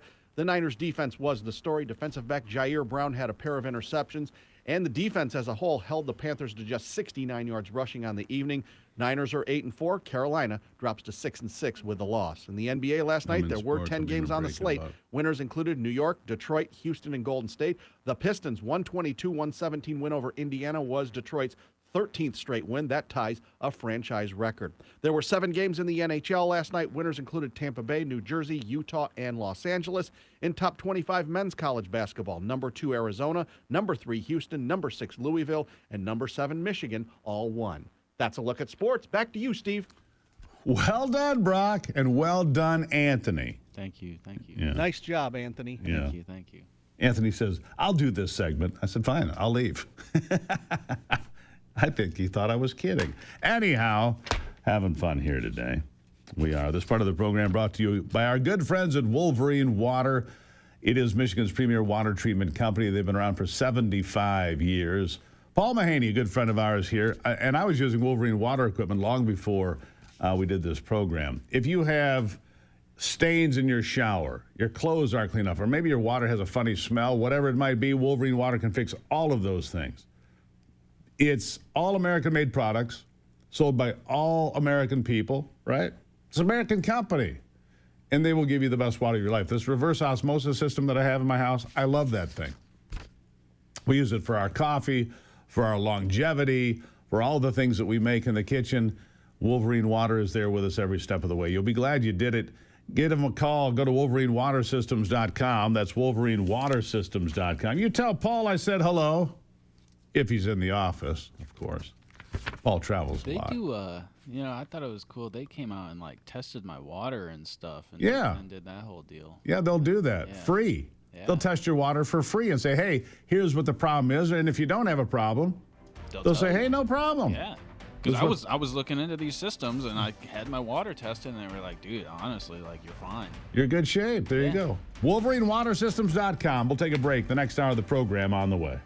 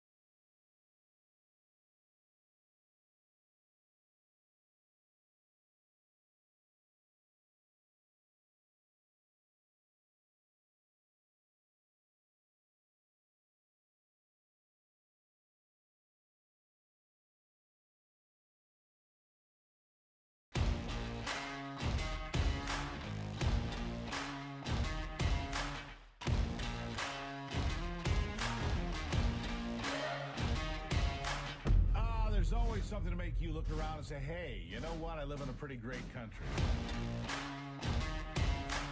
President Trump is calm, on point, on his game. And unlike the last guy, he is competent and coherent. Come on, man. We're not bending the knee anymore. We're here to take a stand for God and country. This is the Steve Gruber Show.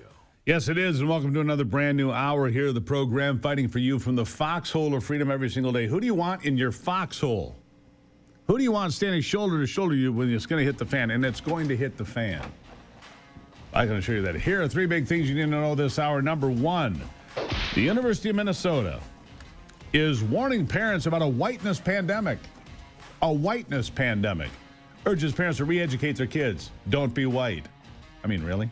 Number two, will Mark Kelly, the senator of Arizona, be court-martialed? Maybe. The pursuit is underway. We need to hold people accountable. And number three, how about a potpourri on this Thanksgiving week? Potpourri. Got a whole bunch of things here that I want to get to. And, a lot of people start traveling tomorrow for the Thanksgiving holiday. And, so I just want to make sure I get this in. I want to start with this. It's cold and flu season, right? Cold and flu season. Do you get a flu shot? Anthony, do you get a flu shot? Not in a couple years now. Brock? Yes, I did get one this year, but I'm more susceptible to colds and stuff like that than most people. Wash your hands, Brock. I do. Dirty Brock, we call him from now on. No, I don't. After the whole COVID thing, I just I'm careful about, I don't like taking prescription medication. I don't like taking shots. I don't like it. Bill Maher, liberal Bill Maher, he doesn't seem to care for the flu shot much either. Listen to what he says. I'm someone who, again, has been accused for many years, way before you people got on the scene, of being an anti-vaxxer. Oh. Were you accused of that? Before a lot of this came along, that was their main thing against me. Really? Yes, and I'm not an anti-vaxxer. I just said I would never get a flu shot because, first of all, the flu is always shifting. That's correct. So you don't even know what strain is out there. No, neither do the people who manufacture the vaccine. You're getting the strain from the last one. Correct. So it's not, and I remember I got a flu shot once and immediately got the flu. I feel like everyone tells me that. My mom told me that. My mom was a nurse for forever, and she told me years ago, she was like, I just don't get the flu shot anymore because every time I've ever gotten it, I get the flu immediately after it. Also, I believe that I should have the right to choose. I shouldn't, the coercion that went on during COVID, I was not down with that. Terrible. Okay. So you can see why the left is very skeptical of me on that issue. Yeah, they are. And so what? If you don't want a flu shot, don't get one. That's your choice. And look, they spin the dial anyway. They don't know which one they're picking. They're taking a guess at what the strain might be for this year. Well, I can assure you, flu is going around. So's COVID. I know a couple people that are down right now with it. The dumbest thing I've heard so far this week, and I want to play this early because I think it's important. Eric Swalwell, I think he's running for governor in California. Eric Swalwell, that twit, Democrat twit, one of the dumbest people in Congress, in my estimation. He wants voter fraud to really be expanded. How do I know? Because he wants you to be able to vote with your phone. Vote by phone, he says. We've got to do this. What an idiot. Listen. I want us to be able to vote by phone. I think every Californian Vote by phone. Vote by phone. Yeah, if we can do our taxes, do our make our healthcare appointments, make essentially do your banking online, you should be able to vote by phone. Make it safe, make it secure, but it's actually already happening all over the United States. Absolutely I want us to be not. a blue state that doesn't do just a little bit better than like Georgia or Alabama when it comes to like voting access. I want us to max out democracy. Also, as it relates to democracy, if you wait in line for 30 minutes or more, if you do want to vote in person, I think you should fine every county for every minute that a person has to wait longer. We have to be better, not just a little bit better than the other states. I think this guy is dumber than a stone. Vote by phone. You think that'd be secure, Anthony? Vote by phone because you make your doctor's appointment using your phone. Why shouldn't you be able to vote? Oh, I don't know. Bot farms, algorithms, breaches. How many times do you have to hear about your credit card company being hacked? Oh, come on, vote by phone. What an idiot. I don't think anybody wants more of this. No. Vote by phone. All right, so here it is from the University of Minnesota. I'm just going to share this story with you. A website belonging to the Culture and Family Lab. The Culture and Family Lab at Minnesota's flagship university, the University of Minnesota, has a web page warning against a whiteness pandemic that provides resources on how to halt and reverse the issue, as if being white is an issue. If you were born and raised in the United States, you've grown up in the whiteness pandemic. You can play a role in halting and reversing this pandemic, especially if you're white, because of the power and privilege you hold in this racialized society. Explains the University of Minnesota webpage, part of the Institute of Child Development. If you were socialized into the culture of whiteness during childhood, it's not your fault. But as an adult, it is now your responsibility to self-reflect, re-educate yourself, and act. If you're a white adult, anti-racist action involves an ongoing process of self-reflection in order to develop a healthy, positive white identity while engaging in courageous anti-racist parenting caregiving. It's garbage. A whiteness pandemic in a nation that is 70% white. It's a pandemic. What? These people are just unbelievable. What people? Babe, I'm just talking about the whiteness pandemic. Everything's fine. I'm on the air. Hi. You okay? Thanks for stopping in. Anyhow, the whiteness pandemic has the whole house stirred up now. The whole studio is all stirred up over the whiteness pandemic. She's freaking out. You did raise your voice, Steve. So, I did raise my voice. Well, it's insane. Re-educate yourself, Brock. You have white privilege. Do you feel that way when you go back to your apartment every night? No. No. Anthony, when you were installing new floors in your house, busting your ass, did you feel you had some sort of white privilege doing that? No. Come on. The best ways to end racism, the best way to end racism is to stop talking about racism. You know who said that? Morgan Freeman, a well-known white guy. Give me a break. Morgan Freeman's not white, dude. Oh, he's not? No. Thanks for the clarification, Brock. Yeah. And I don't like the word white privilege. White fortunate, maybe? Okay. I don't know about any of that. Look, I had the good fortune of working hard my whole life. I didn't get into college on any special deal. I didn't get any job on any special deal. I was good at what I did. And so are a lot of black people, a lot of Hispanic people. And if you work hard in America, you can make it. I don't care where you come from, you can make it. Next time, send Ivy a note that the house is not on fire. Thanks, Anthony, for your attention to this matter. We're going to take a break and be right back.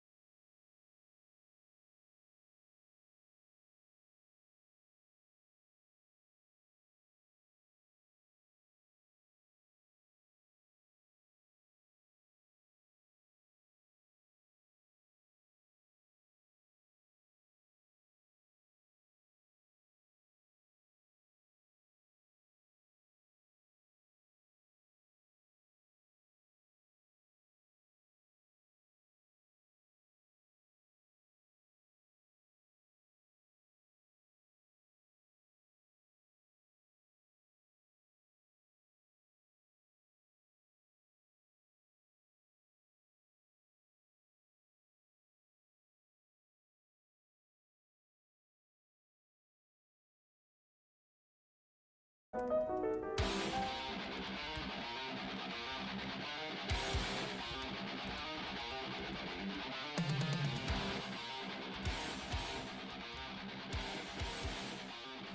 right. Glad to have you here for the conversation today, as we always do. Air traffic control has been in the headlines a lot these past several days, especially during that 43-day mindless shutdown of the government, when air traffic controllers were expressing concern because their numbers were already light. Before the shutdown, if you missed these numbers, 3 or 4 air traffic controllers would retire or resign or whatever each day. It went up to 20 per day. And that might seem like a lot to you, but when we're already short 2,000 air traffic controllers, the thing that the Secretary of Transportation, Sean Duffy, is trying to fix, well, it creates a problem. Dana Frick-Roth is with us, Director of the Center for Energy, Climate, and Environment, and the Herbert and Joyce Morgan Fellow at the Heritage Foundation. Always good to see you here, Diana. Thank you for being here. Great to be with you, Steve. All right, so we have a problem. The Secretary of Transportation knows it. It was exacerbated by that ridiculous government shutdown when a whole lot more air traffic controllers resigned, somewhere in the neighborhood of a couple of hundred. We need to fix this. Now, they're trying to fast track people to get them into the job without cutting corners on the requirements. Where are we on this? Well, I think that they are offering bonuses to air traffic controllers. They are. Who did not miss any days. But we have a more fundamental problem, Steve. I'm not sure if you noticed, but if you went through any of those restaurants in the airports, none of those restaurant workers were shut down. They all showed up. Why? Because they did not depend on government funding for their jobs. And we need to do the same thing for air traffic controllers, just as practically every other developed country does. They have an air traffic control system that's either private or a public-private partnership that is funded by user fees from tickets of people who fly. Well, that's a good idea. Here's Diana, from the COVID years, here's something that I detested this term. Essential workers, non-essential workers. Who do you get to tell their job is non-essential? I would think that an air traffic controller, pretty essential to making this country move around. And for anybody that has one of those non-essential jobs, I can guarantee you in their house, that job's essential because it puts food on the table, makes a car payment, makes a mortgage payment. I hated that term. But if you're going to have such a thing, what's more essential than air traffic controllers in a country with tens of thousands of flights a day? Well, the air traffic controllers were essential. The problem was they were not being paid because Congress shut down. So basically, our government told them to come into work, but they also said, we will not pay you. So some of them had to call in sick and take jobs on the side in order to pay rent, pay their mortgage, or pay groceries. So that's the fundamental problem. Not that they were not declared essential, but that our air traffic controllers depend on a flow of funds from Congress. And it's not just the flow of funds for Congress to stay there. We need more air traffic controllers. So more air traffic controllers. If you're a restaurant and you need more waiters, you advertise for more waiters and you choose and you hire more.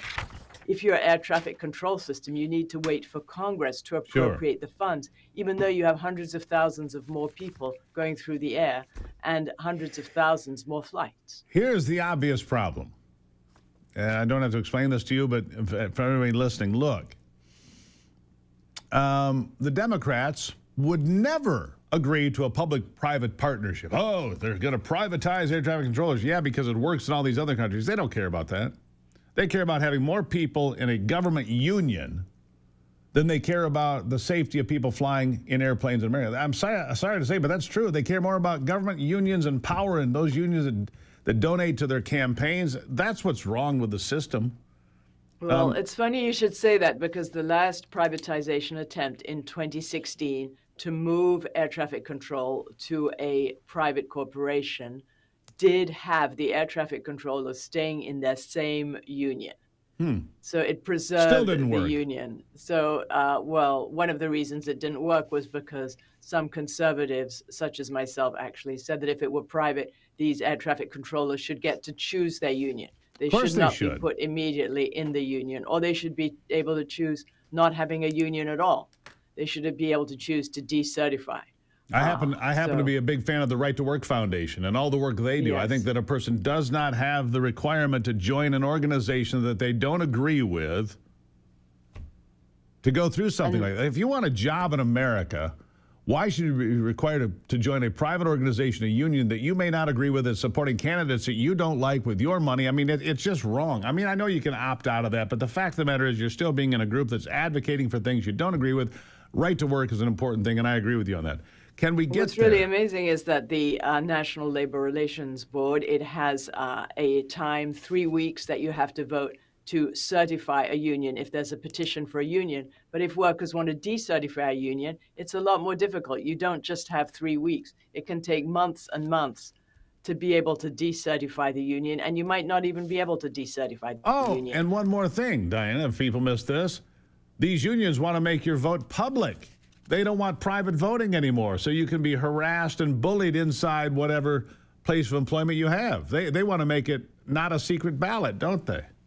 Exactly. Workers should be able to choose every year whether they want to join that union, choose another union, or not have any union at all. That's what I think. I agree. Then again, I'm back to the Right to Work Foundation and all the work they do. I happen to live in the only state in America where right to work was taken away when the Democrats took power here.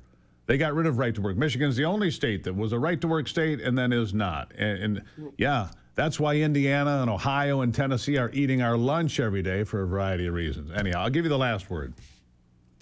Well, the last word is that we should treat air traffic controllers like we treat any other private sector worker. We should have a flow of funds from people who fly. We shouldn't make taxpayers who don't fly subsidize air traffic control. We should treat it like a business the way our neighbors to the north, Canada, does, and they don't have any problem with these air traffic controllers calling in sick because they don't have a flow of funds from the government. We should treat it like any other business. I could not possibly agree more. Common sense, it's still alive at the Heritage Foundation. Diana, thank you. All right, I'll take a break.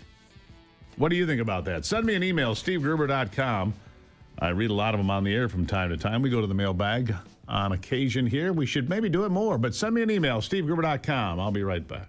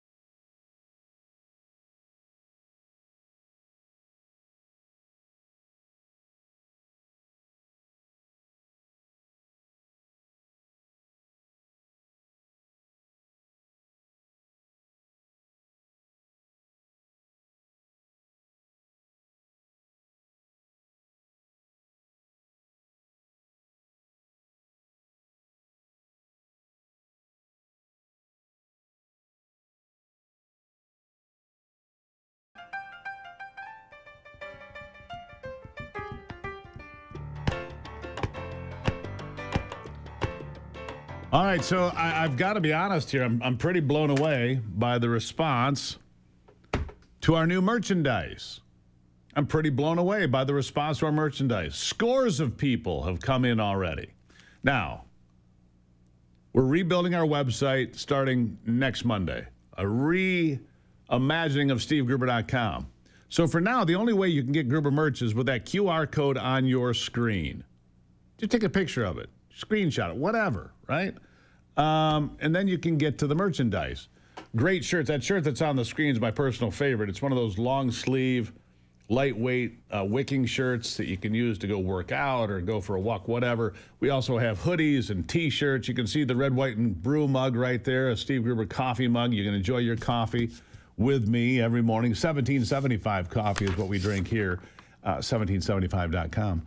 And if you use the promo code Gruber, like everything else, you'll save some money to put in that coffee cup of yours. But I am really blown away by the reaction to the merchandise. I've had people ask me, how come there's no Gruber merchandise? How come there's no Gruber merchandise? In fact, hold that thought right there. Hold on, I'm not going far. I'm just going over here. I don't know what he's doing. And I'm going to grab this because there's something else we're going to throw and get blown out. And for those that have not been around for a long time, I've got this book that I put together, America in Her Own Words. I just found a box of these. I didn't think we had any of these left. We sold a couple thousand or more. Freedom is never voluntary, given by the oppressor. It must be demanded by the oppressed, said Martin Luther King Jr. It's a book full of American quotes. I only regret that I have but one life to give for my country. Nathan Hale is alleged to have said that. And so this is something else, but Gruber merch, the book is going to be available. We'll have this out for Christmas. It's a nice little stocking stuffer. It's not a very big book. It's like 60, 80 pages. And it's great. Bravery, heroes, freedom, responsibility, character. We're going to have this available for you again as well. We'll ship it to you. But in the meantime, scan that QR code. Thank you. I guess, thank you. I'm calling for something for the people, Steve. What's that? I think you got to do it. You need to do a giveaway soon. Oh, a Christmas giveaway. So I could put the book, the coffee cup, a shirt. Bundle. Yeah, that's not a bad idea. A gift bundle. All right. But in the meantime, the QR code for Gruber merch. Thank you. We'll be back.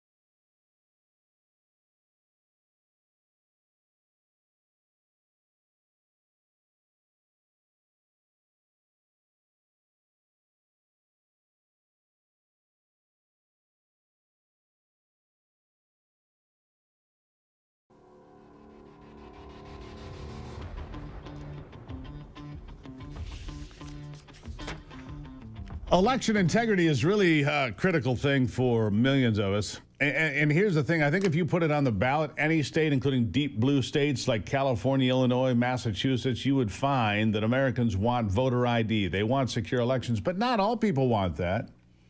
I played this earlier. I just want to play the front end of Eric Swalwell. I think he's running for governor in California. This guy's about as smart as a houseplant. But here's what he wants. Listen. I want us to be able to vote by phone.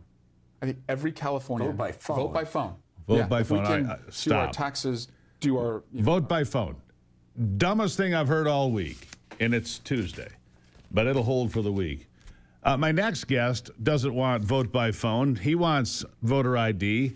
He wants people to know that when their vote is cast, it's credited properly and that the right people are voting. Seems pretty commonsensical to me. He's Michigan's Senate Minority Leader Eric Nesbitt, who is also running for governor. Senator, nice to see you this morning. Hey, thanks for having me on, Steve. Thanks for covering the issues that really matter to the people of Michigan and the families here in the United States of America. It's so important that the first step in taking back our state is securing our elections. It is. That's why I'm leading the charge. That's why I'm leading the charge to demand federal oversight of the 2026 election. So when you say federal oversight, and I've seen the headlines, you want the Department of Justice to provide oversight of the election statewide in Michigan. And I'm going to guess you might have some specific areas of the state that you think might need an extra eye or two. I end up in southeast Michigan, go figure, where we've had a lot of questionable activities over the last few years. When you say oversight, define that. Well, let's start off with the people of Michigan, as you started off, deserve to have honest elections, right? One ballot, one legal citizen, one legal resident, its votes counted once. Jocelyn Benson, as we know, is the worst Secretary of State in America. She has proven time and time again that she won't follow the law. So it's time for the Department of Justice to make her follow the law. She's let non-citizens vote in our last elections. She refuses to get dead people off the voter rolls. She refuses to hand over election material to the Department of Justice. She ignores subpoenas by the Michigan House of Representatives. And a judge even said that she manipulated the 2024 election ballot. So time after time, we've seen this Secretary of State, Jocelyn Benson, has had more election-related lawsuits against her than all four previous Secretary of States combined, and she continues to lose these lawsuits. We have to make sure that she follows the law next year. Yeah, well, good luck with that, because, you know, when she sent out those applications, mass applications sent out for people to get mail-in ballots, that was in violation of the law. She knew that. Yep. Dana Nessel knew that, but there was no penalty. They knew, okay, we're not allowed to do this, but there's no penalty. So why would you have a law on the books that has no penalty? Well, the first day she announced for governor, she's had repeated violations of election laws that she's supposed to administer. And beginning on the very first day of her gubernatorial campaign, when she announced her candidacy in the lobby of a state-owned building, housing her own department, which was in clear violation of Michigan's Campaign Finance Act, is confirmed by even Dana Nessel, the Democrat left-wing attorney general, confirmed that she broke the law on the very first day. But then they're like, well, because it's her, we actually can't enforce it. Why can't we enforce it because it's her? Because she's the administrator of the election laws. Yeah. And so, fortunately, Good Lord. Folks in the State House are working on legislation to fix that. But what we can do next year, is it starts with citizens-only voting. It's a constitutional amendment. The citizens have presented. We're getting the signatures. I've signed it myself. I encourage your listeners to sign it. We're going to get that on the ballot next year, and it does a few things. One, it makes sure that photo ID is used on the when you Amen. vote. Two, it cleans up the voter rolls. It makes sure that instead of having 103% of the people that are adults in Michigan are registered to vote, that it makes sure that there's only 100% or less that are actually registered Right. to vote. So, Common sense. So and then what's three, it take? making sure that only citizens can vote. Yeah, what's it going to take to get it on the ballot? Not easy, right? Where are you on that? Everything I'm understanding is they're hitting the goals that they need to be hitting.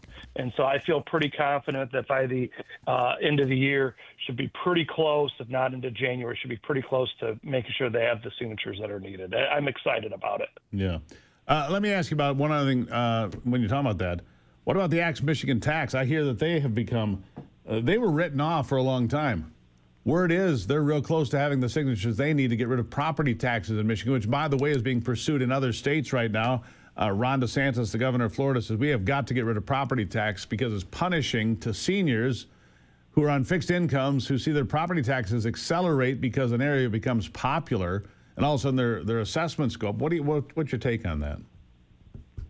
Well, I remember growing up on the family farm in the 90s that whenever my grandpa would answer the phone and be one of those telemarketers, they'd ask him if he owned his own home. He goes, nope, just rent it from the government. And this is the challenge, is that it's a real crushing cost to families, for some businesses here in the state of Michigan. And then you have this corrupt economic development corporation that gives special tax breaks, property tax breaks for just select businesses, while all of us are being hosed. I think if you look at it, if Michigan's the first state to do it with property taxes, that'd shake things up, wouldn't it? Yeah, well, I know they're pursuing it in other states to get rid of property tax, and I think it's a great platform for the entire country. Property tax is especially punishing, like I said, to people on fixed incomes or people that can't. Look, everything else is already too expensive. And you're right. What your grandfather said was exactly right. No, I don't own my home. I rent it from the government, because if you pay off your mortgage, you pay off the farm, you pay off whatever it is you have, and it's a piece of real estate, and you fail to pay your property tax, the government will come and take your property. My father used to say the same thing, by the way. No surprise. Sounds like my father and your grandfather would have gone along just fine. But the government will come and seize your property and then sell it at auction. And then to hell with you, tax-paying citizen of 60 years or 70 years. We don't care about you. That's the message, isn't it? Yeah, well, if Michigan is going to really get competitive in the 21st century, instead of being stagnant like we are, we're going to have to really take on the status quo in Lansing. And that's the whole reason why I'm running for governor, is to making sure that we lower the cost of living for families. I was talking to somebody up in Grayling a few weeks ago, and they moved from Tennessee to Michigan, and they added up their energy bill, their insurance bill, their tax bill, right? And they go, just the privilege of living in Michigan, I'm paying $5,000 more per year than what I was paying in Tennessee. That's a lot of money. I don't know about you, but as a farm boy, that's a lot of money. That's a lot of money. And you hear it day after day that it becomes a real tough challenge in Whitmer's, Michigan, that they make it tougher and tougher to live as a family, to make it here in Michigan as a family, to do business, to make it as a job provider here in Michigan. And then the worst part is that 3 out of 5 of our fourth graders can't even read at grade level. And so you pay all these taxes, and we're not even getting the benefit from it. All right, so this is wrong. It needs to change. For anybody who doesn't know, you're running for governor. I got about 20 seconds here. Tell them where they can find you, Eric, if they're interested in what you have to say and learn more about your candidacy to be the next governor. Yeah, NesbittForGovernor.com is our website. It's Eric with an A, middle of 5 kids, all started with A's. And by the time Mom got to me, it was either going to be Eric or Erica with an A, and I'm sure glad she went with Eric. I know I would have screwed up a little tougher if it was Erica. Yeah, a boy named Sue. So NesbittForGovernor.com. Appreciate the time. God bless you. God bless you, my friend. All right, there you have it. Axe Michigan tax. Let's have voter ID. Let's have common sense rule the day in Michigan. Let's not become Illinois. Let's become Ohio or Indiana. Sorry to say that in rival week, but, there it is. I'll be right back.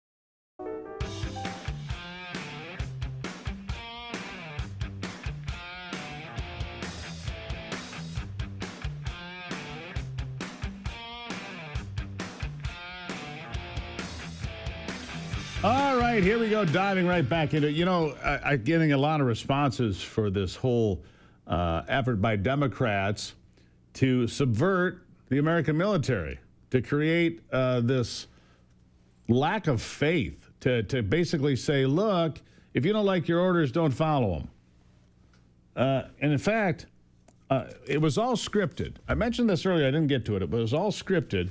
Senator Ruben Gallego said he got the script. He just didn't have time to read it. Who provided the script?